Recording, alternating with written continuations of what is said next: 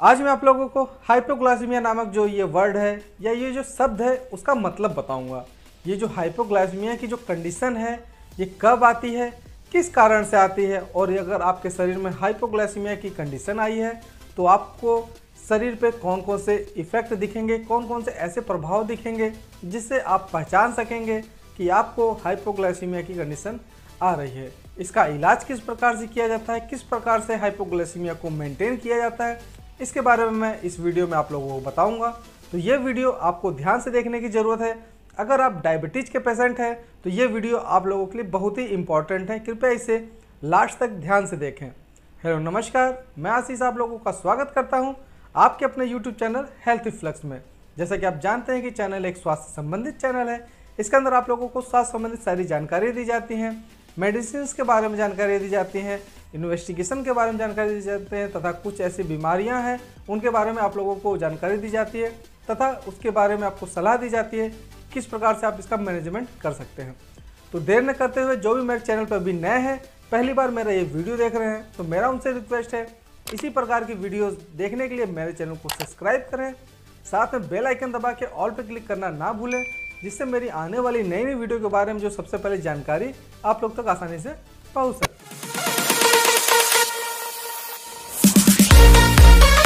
है।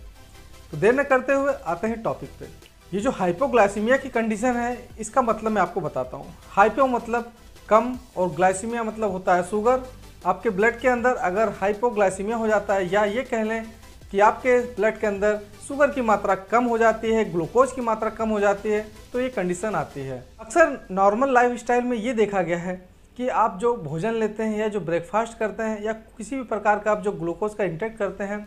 उसके अंदर अगर जो टाइम पीरियड है, टाइम इंटरवल काफ़ी ज़्यादा हो जाता है और आप काफ़ी हैवी वर्क करते हैं, तो कभी ऐसी कंडीशन आ सकती है कि आपको कमजोरी जैसा महसूस हो सकता है, क्योंकि आपके शरीर में एनर्जी बनाने के लिए ग्लूकोज की आवश्यकता पड़ती है। और अगर आप भोजन में जो आपके शुगर की अमाउंट होती है, ग्लूकोज की अमाउंट होती है, उसको आप कम लेंगे तो आपके शरीर के अंदर ग्लूकोज की कमी हो जाएगी और आपको शरीर में एनर्जी की जो कमी है वो बढ़ जाएगी, जिस कारण क्या होगा कि आपको कमजोरी आएगी, चक्कर आएंगे, आपके सामने आंखों के अंधेरा हो सकता है। अगर आप बिस्तर पर लेटे हैं तो ऐसा लगेगा कि आप उठ नहीं पा रहे हैं। तो इस प्रकार की जो कंडीशन है ये नॉर्मल लाइफ स्टाइल में आपको हो सकती है। लेकिन जो डायबिटीज़ पेशेंट होते हैं उसके अंदर अक्सर ऐसा देखा गया है कि हाइपोग्लाइसीमिया की शिकायत उनको आ जाती है। तो ये किस लिए होती है इसके बारे में आपको बताता हूँ। अगर कोई पेशेंट है जिसको डॉक्टर ने इंसुलिन प्रिस्क्राइब किया है और वो जो इंसुलिन की जो डोज वो लेता है, अगर कभी कभी क्या होता है कि वो इंसुलिन की डोज तो ले लेता है लेकिन सही समय पर वो भोजन नहीं करता,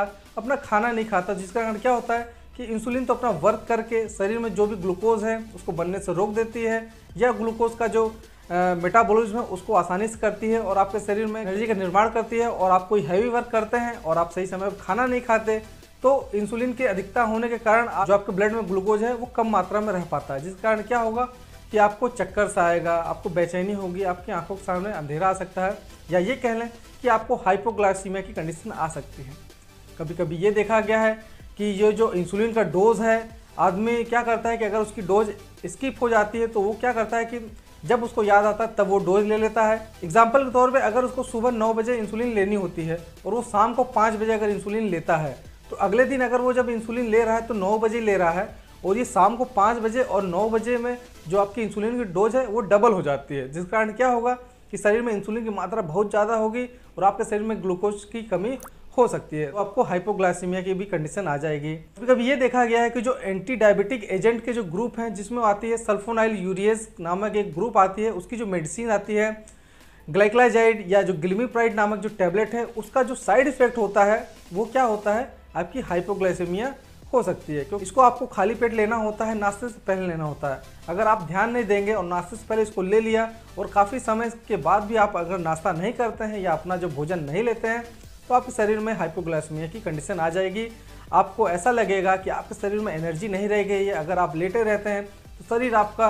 उठ नहीं पाता, आप अपने हाथ पैरों को सही से उठा नहीं सकते, आपको काफ़ी तेज पसीना आएगा, आपको प्यास बहुत लगेगी, आपका मुंह सूखने लगेगा। इस प्रकार के लक्षण आपको दिखाई देंगे। और ये जो हाइपोग्लाइसीमिया की कंडीशन हम कब कह सकते हैं कि आपको हाइपोग्लाइसीमिया की कंडीशन आ रही है, अगर आपका जो शुगर का लेवल है वो 60 mg/dl से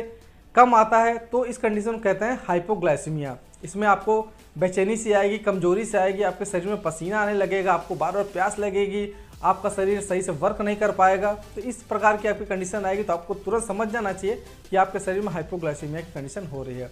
और अगर आपके शरीर में जो ब्लड ग्लूकोज का लेवल है वो 40 mg/dl के नीचे आता है तो उस कंडीशन में क्या होता है कि कभी कभी जो पेशेंट होता है, मरीज होता है, वो अनकॉन्शियस हो जाएगा और उसको बेहोशी आ जाएगी, कभी कभी वो कोमा में भी जा सकता है। ऐसी कंडीशन में आपको तुरंत मेडिकल इमरजेंसी होती है। आप तुरंत उस पेशेंट को उठा के आपको डॉक्टर के पास जाना है। डॉक्टर उसका शुगर का लेवल चेक करेगा, उसकी मेडिकल की हिस्ट्री लेगा और कौन कौन सी वो दवा लेता है इसके बारे में वो जानेगा। तब वो आपके ब्लड ग्लूकोज को नॉर्मल करने के लिए आपको ड्रिप चढ़ाएगा, आपको D5 भी चढ़ा सकता है।